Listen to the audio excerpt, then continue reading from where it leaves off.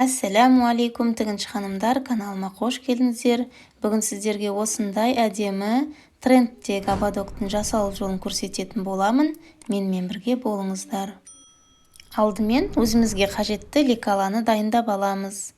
Мен сіздерге түсінікті болу үшін осындай қағазға сызып көрсетемін. Ұзындығы 20 сантиметр және осы жағынан 5,5 да 5,5 общий 11 сантиметр етіп сызып аламыз. Енді ободогымыздың ең кішкентай жері 1,5 және 1,5 етіп 3 сантиметр өлшемді осылай сызып аламыз. Екі жағынан да сызып аламыз. Мінекей, біздің осымен лекаламыз дайын. Енді осы лекаламызды матамызға бастырамыз. Мен тафта матасын пайдаланатын боламын. Сіз өзіңіздің қалауыңызбен леон матасын, велюр матасын, басқа да формасын жақсы ұстайтын маталарды пайдалансаңыз болады. Осылай матамызды екіге бүктейміз. Осының үстіне лекаламызды қоямыз. Және кез келген бор немесе сабынмен осылай сызып, өзімізге керек жерлерін сызып аламыз. Бізге 2 штук керек болады.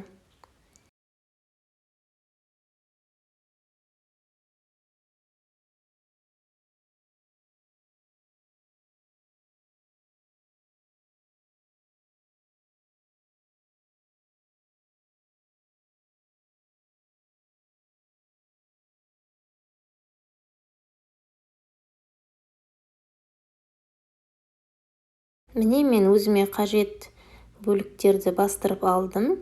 Енді шетінен 1 сантиметр қалдыра отыра, осылай 2 бөлігімізді да қиып аламыз.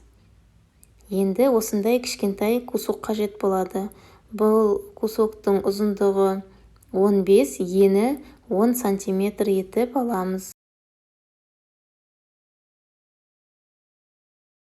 Дәл осындай бізге 2 штук дублерин қажет болады.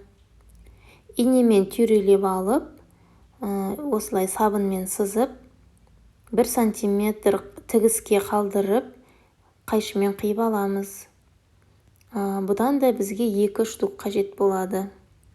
Мінекей мен қиып алдым. Осы дублеринді енді матамыздың теріс жақ бетіне осылай орналастырып, утюгпен бастырамын.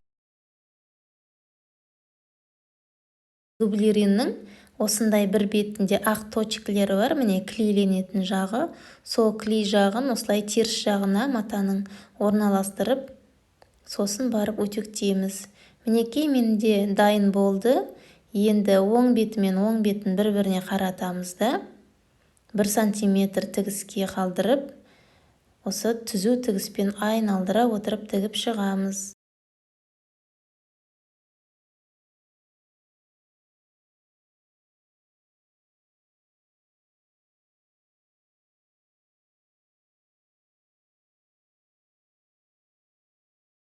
Осы ортасынан 5 сантиметрдей аралықта тікпей қалдырып кетеміз. Ол жерден біз ободогымызды қазір кигізетін боламыз. Осы бөлшегіміздің де осылай ұзындығынан шетінен 1 сантиметр тігіс жүргіземіз.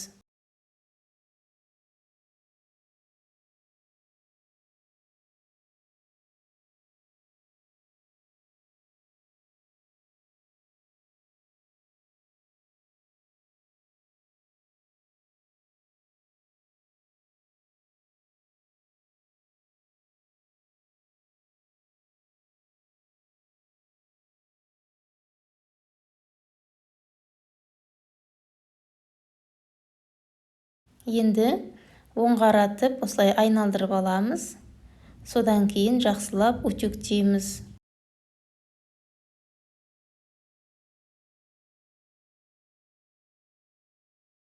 Жаңағы тікпей қалдырып кеткен жерімізден ободогымызды кигізетін боламыз. Менде ұзындығы 38, ені 3 сантиметрлік ободок. Соны мінекей жаңағы қалдырып кеткен жерімізден осылай ақырындап кигізіп аламыз. Және қолымызбен маталарымызды дұрыстап өзінің формасына келтіреміз. Жаңағы қалдырып кеткен тесігімізді жасырын тігіспен әдемілеп тұрып тігіп аламыз. Енді ободогымыздың қақ ортасын жиырып тартып тігіп аламыз. Міне осылай. Содан кейін барып осы соңғы бөлшегімізді жақсылап сол жерге аккуратно етіп тігеміз. Осымен біздің ободогымыз дайын болды.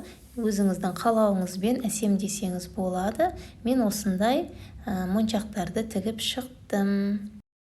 Егер ободок сіздерге ұнаған болса, лайк басып, міндетті түрде каналға тіркелуді ұмытпаңыздар.